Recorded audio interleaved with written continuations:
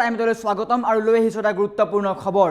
নামনিৰ পিছত এবাৰ উজনিত চলিব সৰ্ববৃহৎ উচ্ছেদ অভিযান আৰু ৰাজ্যৰ মুখ্যমন্ত্ৰী ডক্টৰ হিমন্ত বিশ্ব শৰ্মাই বিস্ফোৰক তথ্য প্ৰকাশ কৰিছে যে উৰিয়াম ঘাটৰ সেই এলেকাৰ একোজনকৈ বেদখলকাৰীৰ হাতত আছে 500তকৈ অধিক বিঘা ভূমি আৰু তাৰ বাবে সম্পূৰ্ণৰূপে সাজু হৈছে প্ৰশাসন, সাজু হৈছে চৰকাৰ আৰু শীঘ্ৰেই চলিব সৰ্ববৃহৎ উচ্ছেদ অভিযান। আৰু এই সন্দৰ্ভত লৈ আহিছোঁ সবিশেষ। জনাই আছোঁ টাইম এ বিগ ব্ৰেকিং। উজনিৰ অসমৰ জনগাঁথনিৰ পৰিৱৰ্তনৰ ষড়যন্ত্ৰ কৰিছে একাংশই, বৃহৎ মন্তব্য প্ৰকাশ কৰিছে। গোলাঘাটৰ উৰিয়াম ঘাটত একাংশই দখল কৰি আছে চৰকাৰী ভূমি আৰু চৰকাৰী ভূমিত তেওঁলোকে নিজৰ মতে ব্যৱসায় কৰিছে। বৃহত্তৰ এলেকা দখল কৰি একাংশই ব্যৱসায় চলাইছে। মুখ্যমন্ত্ৰীয়ে বৃহৎ মন্তব্য আগবঢ়াইছে আৰু একোজন বেদখলকাৰীৰ হাতত আছে 500 বিঘাকৈ ভূমি। বৃহৎ খবৰ আহি পৰিছে, ডাঙৰ মন্তব্য প্ৰকাশ কৰিছে।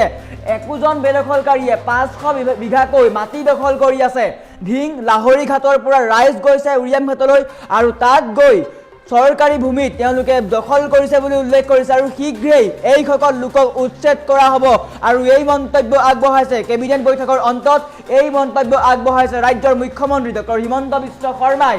শেহতীয়াকৈ ৰাজ্যৰ বিভিন্ন প্ৰান্তত উচ্ছেদ চলি আছে আৰু বৰ্তমান নামনিৰ পিছত উজনিত চলাব সৰ্ববৃহৎ উচ্ছেদ আৰু ৰাজ্যৰ মুখ্যমন্ত্ৰীগৰাকীয়ে ডাঙৰ তথ্য আগবঢ়াইছে যে উৰিয়াম ঘাটত একোজন বেদখলকাৰীয়ে 500তকৈ অধিক বিঘা ভূমি দখল কৰি আছে। তাত তেওঁলোকে তামোলৰ খেতি কৰিছে আৰু বৰ্তমান দৃশ্যাংশও আছে, যদি সম্ভৱ হয় দৃশ্যাংশ দেখুৱাম। আৰু ডাঙৰ মন্তব্য আগবঢ়াইছে মুখ্যমন্ত্ৰীগৰাকীয়ে যে সেই এলেকাত উৰিয়াম ঘাটত এজন বেদখলকাৰীৰ হাতত আছে 500তকৈ অধিক বিঘা ভূমি।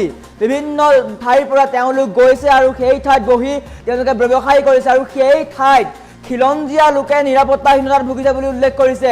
সৰু পথাৰৰ উৰিয়াম ঘাটত একাংশ খিলঞ্জীয়া নিৰাপত্তাহীনতাত ভুগিছে সেই বেদখলকাৰীসকলৰ বাবে আৰু তেওঁলোকে একোখন 500তকৈ অধিক বিঘা ভূমি দখল কৰিছে, তামোলৰ খেতি কৰিছে আৰু খিলঞ্জীয়াক নিৰাপত্তাহীনতাত ভোগা পৰিলক্ষিত হৈছে। আৰু ডাঙৰ মন্তব্য আগবঢ়াইছে ৰাজ্যৰ মুখ্যমন্ত্ৰী ডক্টৰ হিমন্ত বিশ্ব শৰ্মাই। উল্লেখ কৰিছে যে গোলাঘাটৰ উৰিয়াম ঘাটত একোজন বেদখলকাৰীৰ হাতত আছে 300ৰ পৰা 500 বিঘা ভূমি, যি কেৱল চৰকাৰী ভূমি, বন বিভাগৰ ভূমি। যদি সম্ভৱ হয় আমি মুখ্যমন্ত্ৰীৰ মন্তব্য আছে, মন্তব্য দেখুৱাই লোৱাৰ চেষ্টা কৰিছোঁ। চাব, দুদিন পিছত তেওঁলোকে ক'ব যে আমি ভূমিহীনক উচ্ছেদ কৰিছোঁ। এইটো আপোনালোকে উৰিয়াম ঘাটৰ ফটো চাওক, এই গোটেইবোৰ তামোল পাণৰ বাৰী। আপোনালোকে ইমান বিশাল খেতি ক'তো নেদেখিব। আৰু মানুহতকৈ মাটি একোজনে উৰিয়াম ঘাটত মাটি দখল কৰি থৈছে 500 বিঘা, 300 বিঘা। কেনেকৈ সম্ভৱ হ'ল এতিয়া কি ক'ম। এতিয়া আমি আগত অসমত এনেকুৱা এটা পৰিৱেশ আছিলে, কোনেও আপোনালোকেও আজিলৈকে দেখুওৱা নাই, পলিটিচিয়ানেও কোৱা নাই, ডিচিয়েও কোৱা নাই। এতিয়া ক'ব লাগিব যে অসমৰ মানুহে চাৰেণ্ডাৰ কৰি বহি আছিলে, বহুত মানুহে যি কৰে কৰক বুলি। এতিয়া আপোনালোকে চাব, দুদিন পিছত তেওঁলোকে ক'ব যে আমি ভূমিহীনক উচ্ছেদ কৰিছোঁ। এইটো আপোনালোকে উৰিয়াম ঘাটৰ ফটো চাওক, এই গোটেইবোৰ তামোল পাণৰ বাৰী। আপোনালোকে ইমান বিশাল খেতি ক'তো নেদেখিব। আৰু মানুহতকৈ মাটি একোজনে উৰিয়াম ঘাটত মাটি দখল কৰি থৈছে 500 বিঘা, 300 বিঘা।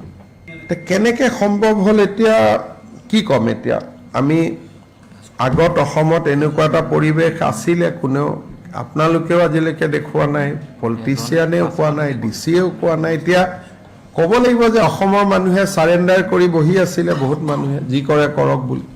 এতিয়া আপোনালোকে চাব, দুদিন পিছত তেওঁলোকে ক'ব যে আমি ভূমিহীনক উচ্ছেদ কৰিছোঁ। এইটো আপোনালোকে উৰিয়াম ঘাটৰ ফটো চাওক, এই গোটেইবোৰ তামোল পাণৰ বাৰী। আপোনালোকে ইমান বিশাল খেতি ক'তো নেদেখিব। আৰু মানুহতকৈ মাটি একোজনে উৰিয়াম ঘাটত মাটি দখল কৰি থৈছে 500 বিঘা, 300 বিঘা। কেনেকৈ সম্ভৱ হ'ল এতিয়া কি ক'ম। এতিয়া আমি আগত অসমত এনেকুৱা এটা পৰিৱেশ আছিলে, কোনেও আপোনালোকেও আজিলৈকে দেখুওৱা নাই, পলিটিচিয়ানেও কোৱা নাই, ডিচিয়েও কোৱা নাই। এতিয়া ক'ব লাগিব যে অসমৰ মানুহে চাৰেণ্ডাৰ কৰি বহি আছিলে, বহুত মানুহে যি কৰে কৰক বুলি। এতিয়া আপোনালোকে চাব, দুদিন পিছত তেওঁলোকে ক'ব যে আমি ভূমিহীনক উচ্ছেদ কৰিছোঁ।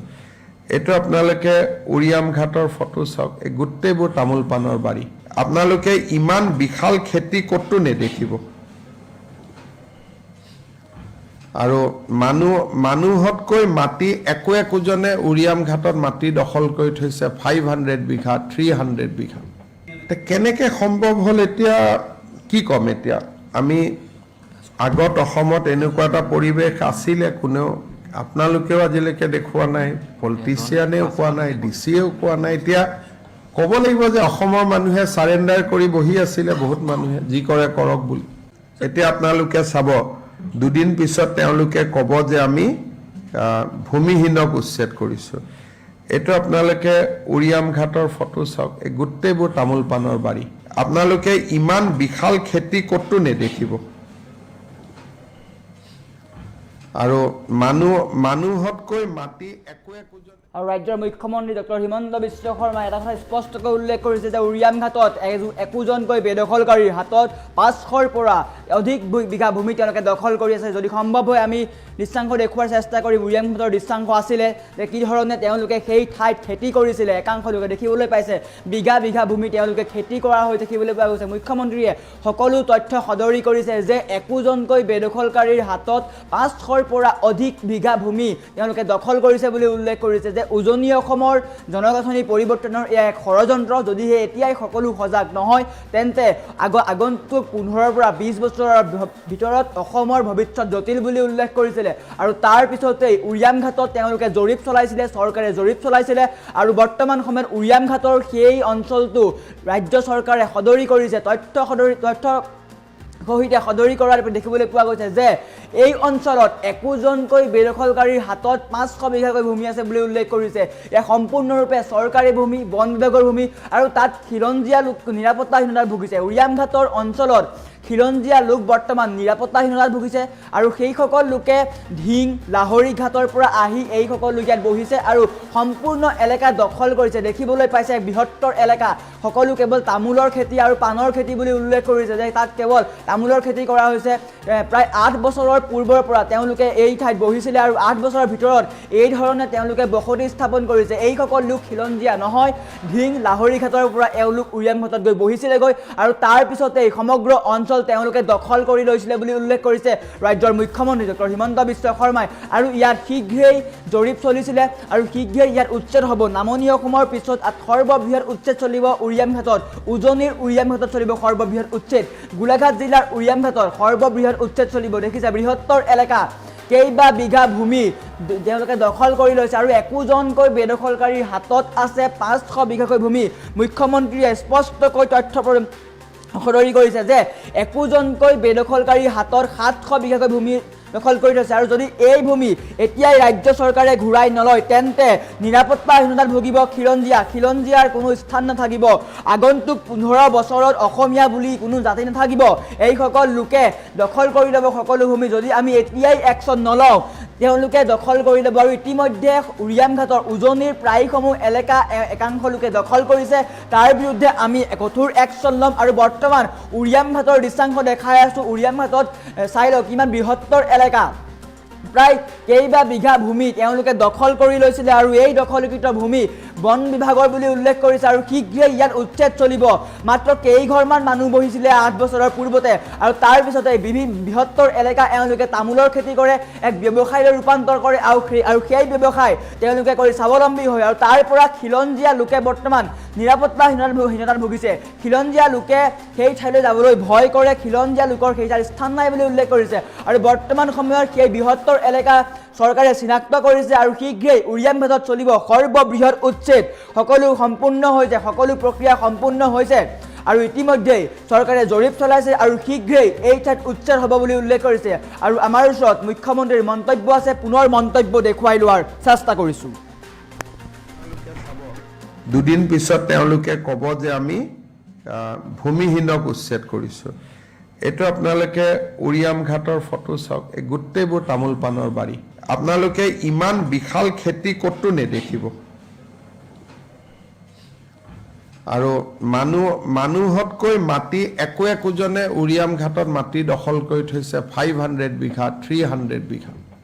কেনেকে সম্ভৱ হ'ল এতিয়া কি ক'ম। এতিয়া আমি আগত অসমত এনেকুৱা এটা পৰিৱেশ আছিলে, কোনেও আপোনালোকেও আজিলৈকে দেখুওৱা নাই, পলিটিচিয়ানেও কোৱা নাই, ডিচিয়েও কোৱা নাই। এতিয়া ক'ব লাগিব যে অসমৰ মানুহে চাৰেণ্ডাৰ কৰি বহি আছিলে, বহুত মানুহে যি কৰে কৰক বুলি। এতিয়া আপোনালোকে চাব, দুদিন পিছত তেওঁলোকে ক'ব যে আমি ভূমিহীনক উচ্ছেদ কৰিছোঁ। এইটো আপোনালোকে উৰিয়াম ঘাটৰ ফটো চাওক, এই গোটেইবোৰ তামোল পাণৰ বাৰী। আপোনালোকে ইমান বিশাল খেতি ক'তো নেদেখিব। আৰু মানুহতকৈ মাটি একোজনে উৰিয়াম ঘাটত মাটি দখল কৰি থৈছে, 500 বিঘা, 300 বিঘা। কেনেকৈ সম্ভৱ হ'ল এতিয়া কি ক'ম। এতিয়া আমি আগত অসমত এনেকুৱা এটা পৰিৱেশ আছিলে, কোনেও আপোনালোকেও আজিলৈকে দেখুওৱা নাই, পলিটিচিয়ানেও কোৱা নাই, ডিচিয়েও কোৱা নাই। এতিয়া ক'ব লাগিব যে অসমৰ মানুহে চাৰেণ্ডাৰ কৰি বহি আছিলে, বহুত মানুহে যি কৰে কৰক বুলি। এতিয়া আপোনালোকে চাব, দুদিন পিছত তেওঁলোকে ক'ব যে আমি ভূমিহীনক উচ্ছেদ কৰিছোঁ। এইটো আপোনালোকে উৰিয়াম ঘাটৰ ফটো চাওক, এই গোটেইবোৰ তামোল পাণৰ বাৰী। আপোনালোকে ইমান বিশাল খেতি ক'তো নেদেখিব। আৰু মানুহতকৈ মাটি একোজনে উৰিয়াম ঘাটত মাটি দখল কৰি থৈছে, 500 বিঘা, 300 বিঘা। কেনেকৈ সম্ভৱ হ'ল এতিয়া কি ক'ম। এতিয়া আমি আগত অসমত এনেকুৱা এটা পৰিৱেশ আছিলে, কোনেও আপোনালোকেও আজিলৈকে দেখুওৱা নাই, পলিটিচিয়ানেও কোৱা নাই, ডিচিয়েও কোৱা নাই। এতিয়া ক'ব লাগিব যে অসমৰ মানুহে চাৰেণ্ডাৰ কৰি বহি আছিলে, বহুত মানুহে যি কৰে কৰক বুলি। এতিয়া আপোনালোকে চাব, দুদিন পিছত তেওঁলোকে ক'ব যে আমি ভূমিহীনক উচ্ছেদ কৰিছোঁ। এইটো আপোনালোকে উৰিয়াম ঘাটৰ ফটো চাওক, এই গোটেইবোৰ তামোল পাণৰ বাৰী। আপোনালোকে ইমান বিশাল খেতি ক'তো নেদেখিব। আৰু মানুহতকৈ মাটি একোজনে উৰিয়াম ঘাটত মাটি দখল কৰি থৈছে, 500 বিঘা, 300 বিঘা। কেনেকৈ সম্ভৱ হ'ল এতিয়া কি ক'ম। এতিয়া আমি আগত অসমত এনেকুৱা এটা পৰিৱেশ আছিলে, কোনেও আপোনালোকেও আজিলৈকে দেখুওৱা নাই, পলিটিচিয়ানেও কোৱা নাই, ডিচিয়েও কোৱা নাই। এতিয়া ক'ব লাগিব যে অসমৰ মানুহে চাৰেণ্ডাৰ কৰি বহি আছিলে, বহুত মানুহে যি কৰে কৰক বুলি। এতিয়া আপোনালোকে চাব, দুদিন পিছত তেওঁলোকে ক'ব যে আমি ভূমিহীনক উচ্ছেদ কৰিছোঁ। এইটো আপোনালোকে উৰিয়াম ঘাটৰ ফটো চাওক, এই গোটেইবোৰ তামোল পাণৰ বাৰী। আপোনালোকে ইমান বিশাল খেতি ক'তো নেদেখিব। আৰু মানুহতকৈ মাটি একোজনে উৰিয়াম ঘাটত মাটি দখল কৰি থৈছে, 500 বিঘা, 300 বিঘা।